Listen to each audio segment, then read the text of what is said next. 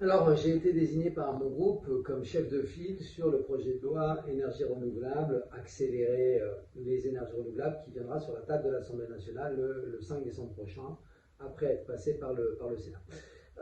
Je voulais partager avec vous mes premières impressions sur ce texte et les premières réflexions qui sont les nôtres. D'abord, peut-être dire que nous défendons évidemment les énergies renouvelables et nous défendons même des scénarios, des scénarii qui s'appuient essentiellement sur les énergies renouvelables pour penser notre futur énergétique. Quand je dis essentiellement, c'est qu'il s'appuie aussi évidemment sur la sobriété énergétique, un mot que tout le monde reprend depuis quelques mois, mais qui avant était un mot amiche, un mot réservé finalement à ceux qui prenaient soi-disant le retour à la bougie, et qu'aujourd'hui on est au pied du mur et tout le monde s'aperçoit des enjeux à la fois d'économie d'énergie, des enjeux d'une autre production plus souveraine, plus locale, plus maîtrisée, qui nous permet de garantir des prix beaucoup plus stables que ce que nous connaissons aujourd'hui.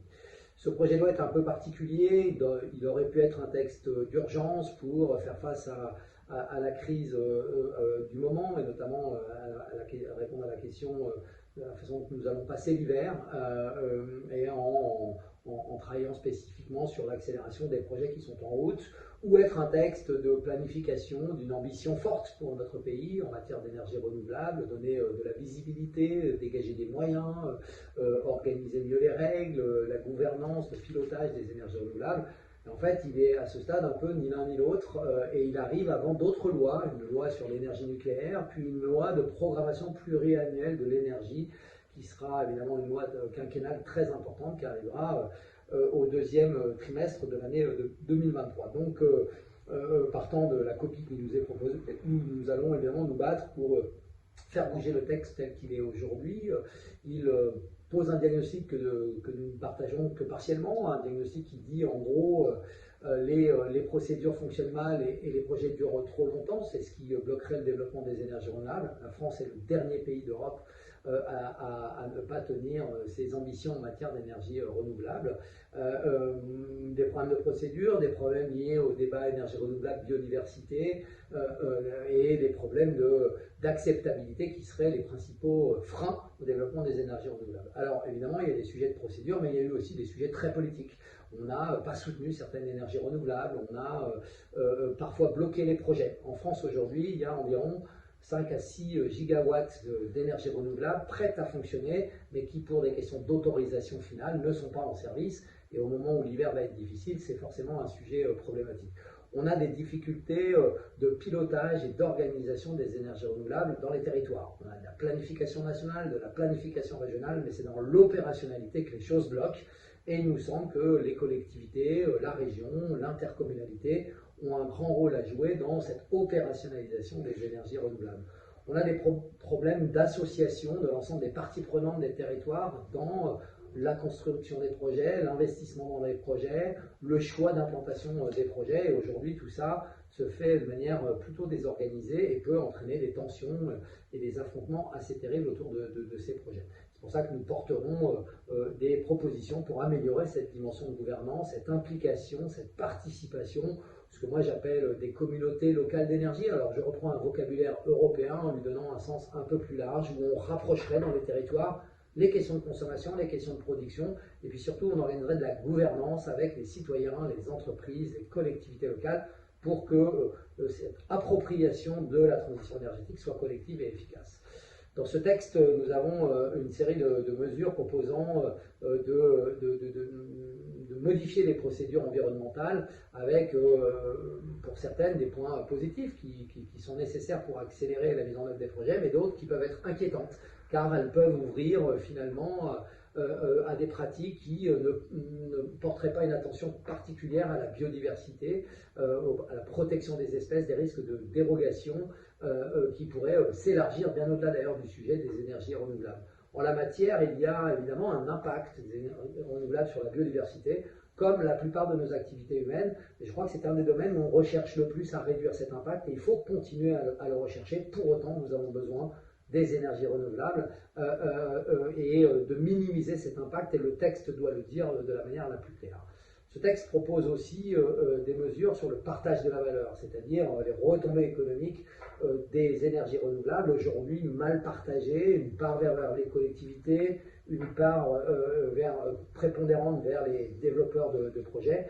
Nous, on pense qu'il faut rééquilibrer et qu'il faut redistribuer vers les habitants, mais à travers le déploiement des services publics et donc par les collectivités. Le texte propose une ristourne sur la facture dont on ne sait pas les données, ni les montants, ni l'impact, et qui risque d'être d'ailleurs assez invisible sur la facture.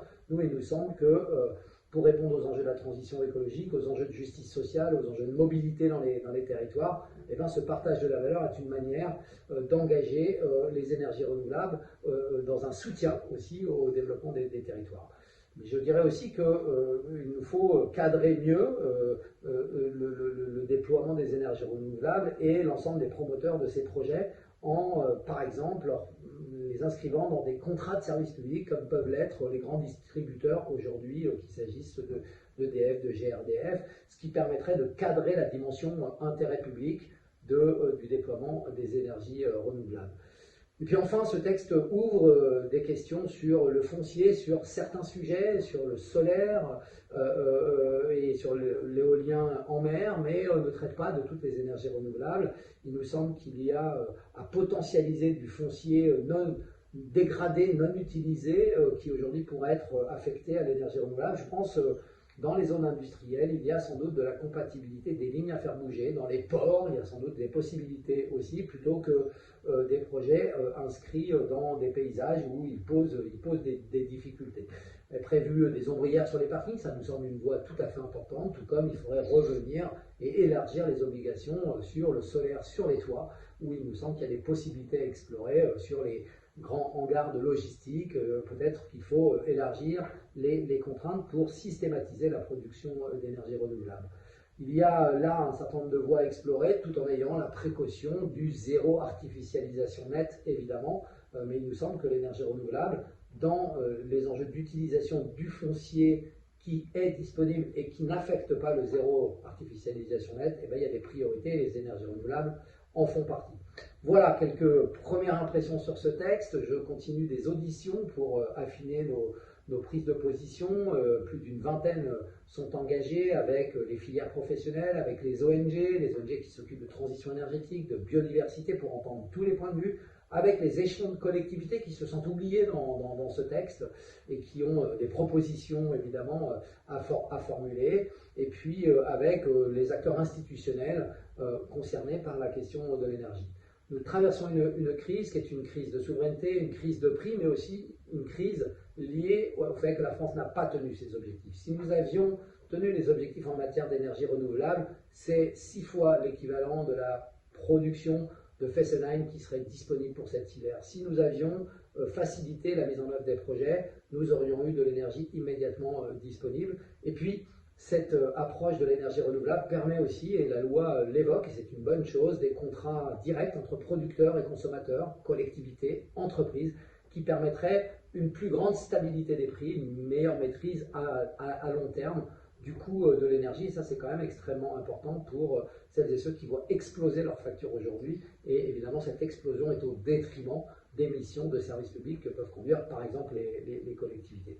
Beaucoup à dire, encore beaucoup de travail. Le texte vient en décembre, mais je voulais partager avec vous ces premières réflexions. En tout cas, on mènera la bataille pour que ce texte se transforme, pour y inscrire évidemment de nombreuses propositions que nous formulerons et pour le faire évoluer, parce que c'est un enjeu important. C'est un texte très attendu à la fois des ONG, à la fois des filières professionnelles, à la fois des territoires. Et donc, il faut que ce texte soit efficace, réponde à tous ces enjeux. Et c'est bien le travail que nous allons conduire avec mes collègues commissaires des commissions concernées. Et puis moi, en tant que chef de file, j'aurai la responsabilité d'en être le porte-voix.